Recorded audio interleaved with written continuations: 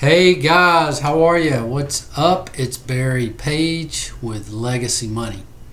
We were trying to get back to our live at 5 format, but we didn't quite make it today, so this episode is being recorded for our YouTube channel, Legacy Money. If you haven't already, go ahead and subscribe to that channel. We tried to go live with our channel at 5 today, but did not make that due to some technical difficulties. We haven't been on here in a while, so I hope all has been well with you. A lot has gone on in the last couple of weeks, the last couple of months, obviously with the pandemic fears, but we're going to try to get back to normal. Next Wednesday, 5 p.m. Central, live at 5 is our goal again. We ended up Facebook live today at 5, but we didn't get the YouTube working. So today's conversation is a real life conversation, and it's all about money. Our channel, our Legacy Money, our topics include faith, family, and finance. But I thought it was fitting in the environment that we're in to give this talk, have this conversation. This is actually the same conversation that I teach to kids, elementary kids, usually about the 5th to 8th grade. I'll be having this conversation when I do this at schools. So I thought it would be fitting today because people are experiencing much of this stuff right before their eyes. So money is the topic. What is money? Well, money is a medium of exchange. We think of money in terms of dollars. It comes in a vast array, many forms, dating back to silver and gold. But currently in the USA, dollars is how we measure money, and we're paid with money. We use these same dollars to make purchases and pay our bills. Now, on the screen, you can see behind me, and unfortunately, it's a mirror image, so you might be seeing it backwards. I'm seeing it backwards whenever I do look at the screen, so I apologize for that. We're still working out bugs so we can present to you and speak to you. But we're talking about money, and as you know, dollars, the almighty dollar is what we use today. Now, I want to show you a picture of a dollar bill here, paper money as we know it today, but this one's a little different. This is from 1926. This is a silver certificate. Notice that it is a certificate that we could exchange for silver, real silver. So $1 silver certificate. That's what it said on the dollar bill in 1926. Now this is a dollar from today. In 1971, this dollar became a Federal Reserve note. Under President Nixon, we got off of the gold standard, and our dollar is now a note instead of a silver certificate. It is a Federal Reserve note. But let's talk about it in terms of cash flow. Now, there is a game that I recommend that we all play. I'll talk about that a little later, but if you're in business, you're familiar with this term cash flow. If you have rental property, real estate, if you're in business, but if you work a normal job, you might not be as familiar with it, but cash flow is literally all that matters in the game of money. And if you learn the secrets of cash flow, how it works, you can accumulate wealth and more wealth. But think of not having to depend on banks for income or jobs, then, a job for income or a bank for money, then cash flow is something that you would have. So a popular and easy way to explain it is real estate. In this instance, maybe passive income, but cash flow is simply the access to capital. And it can come in many forms. It could come in the form of passive income, but it would be the excess money. Let's say you had a rental property. You owned a house, and it produced $1,000 in rent every month. But you still had a mortgage on the house, and you had expenses, taxes, insurance, and your PITI, your principal, interest, taxes, and income, were $800. That $1,000 could represent cash flow, but your positive cash flow in this example would be $200. That's the excess money. So in business, operating expense cash flows includes all the balance sheet accounts that are part of normal operations, trade receivables, payables, as well as accrued expenses, prepaid expenses, and other assets are included in operating cash flow. But one of the best ways to understand it is the game cash flow by Robert Kiyosaki, Rich Dad, Poor Dad author. So this is the way most people think of cash flow. Their paycheck. What do I have, right? I get money. So we normally trade our time for dollars, usually in the form of a paycheck if we have a normal job. We then deposit this paycheck into the bank where it's converted to dollars. Now, while it's in the bank, or before it gets to the bank, some things happen. And I don't know if you can see that there, but things come out of our paycheck, and got them highlighted here. Taxes and expenses. We know them as FICA, Medicare, withholding, Social Security. You might have health insurance. You might have your deferred 401k, and parking maybe. Lunch, whatever you might take out of your check, meals, before it goes in. So you get the net.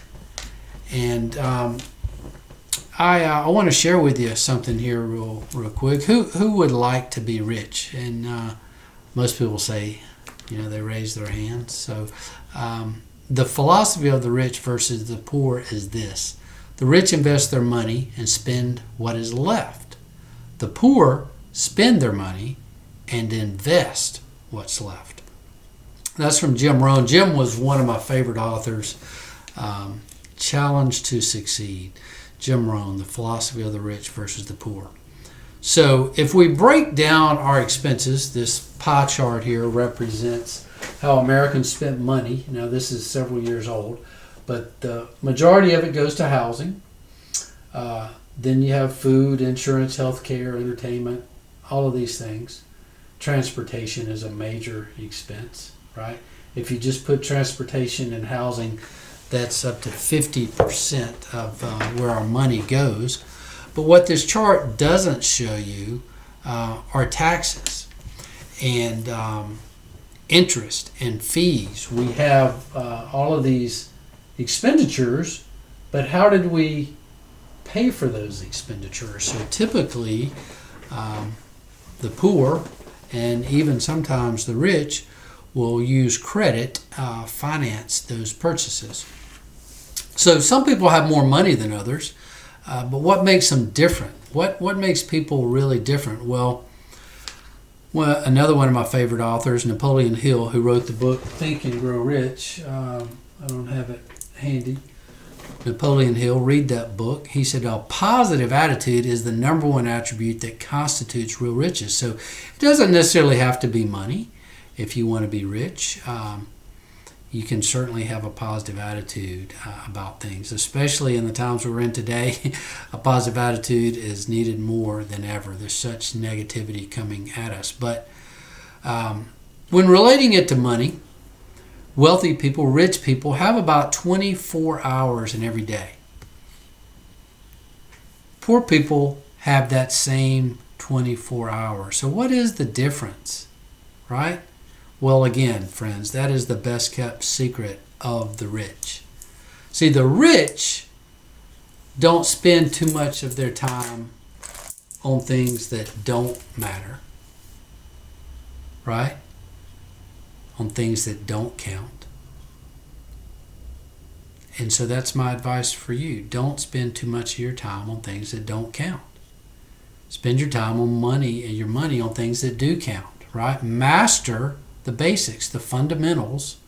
Think about the things that you enjoy, love to do. Maybe it's sports, maybe it's fishing, maybe it's housekeeping, or whatever, drinking wine, or, whatever, spending time with your family, whatever is important. So, we've heard a lot about time management.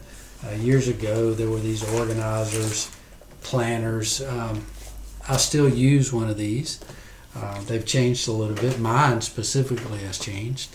Here's that book, Think and Grow Rich. That might be something that you could spend your time doing, reading a book.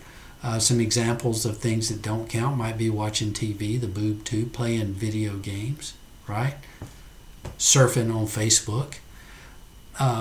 But man, here's something that should relate to you today, and that is all about myths. George Orwell said, myths which are believed in tend to become true.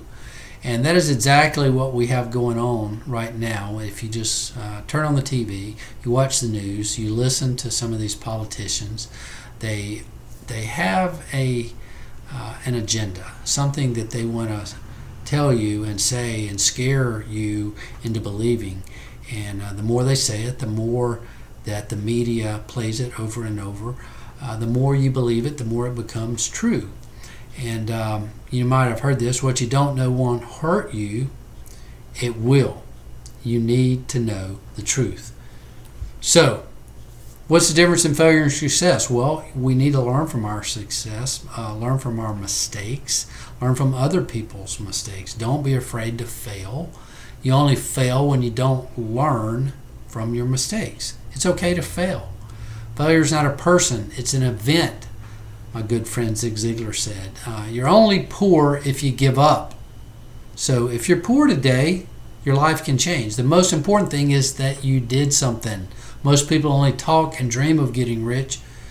You've done something. Robert Kiyosaki said that. You're only poor if you give up. So keep trying. We also live in the USA, which is currently free. We have a free enterprise economic system. You can do whatever you want. You can start a business. Maybe it's an online business. Maybe this time is the perfect time for you. We really do have it easy, though, in comparison to, say, China or some of these other countries. We have the freedom to earn a profit. And capital is money, back relating it to money. So I learned about capitalism at a young age, and I encourage you to maybe think of ways that you can do something you love if you have a regular job, maybe start your own business, and now is the perfect time to do it. Capitalism versus communism. Well, you've heard a lot about that in the news lately. Communism is a political theory derived from Karl Marx. It advocates class warfare. Does that sound familiar? And leading to a society which all property is publicly owned. Capitalism, on the other hand, is an economic and political system in which a country's trade and industry are controlled by private owners for profit rather than by the state. So getting rich is easy. It's also easy not to. So easy and easy not to do. You don't need to neglect the easy things, the basics, the fundamentals, right? Wake up, get dressed early, get to work, get started early. Whatever you do the things consistently. And if you neglect those simple, easy things, it becomes a sickness, somewhat like cancer, with your health and with your money. So 4 tips for wealth and happiness. Number 1, get serious. Take your money seriously. Number 2, get smart. Don't be lazy in your learning. If you need to read, read. And I'm not just talking about your news feed on Facebook. Read a book. Read a biography. Read something that's nonfiction. something that is true. Get going, take action. And number 4, get better. If you consistently improve on your efforts, you will get better. So here is a favorite quote of mine. Profits are better than wages. Again, from Jim Rohn. A job will earn you a paycheck. Profits can make you a fortune. So the government has money. And unfortunately, this government money comes from what I showed you earlier, a Federal Reserve note. And the bad thing about it is the government has spent, the government gets money from us, the taxpayers. And the government has spent all of our tax revenue, usually by April. By the time we file our taxes, the government has already spent that money. However, government spending for salaries, healthcare, entitlement programs continues, right? Roads, highways, employees of the government. And because this government does not have the money, they just print more money, okay? And what does that do when we have more money? Well, that creates something called inflation.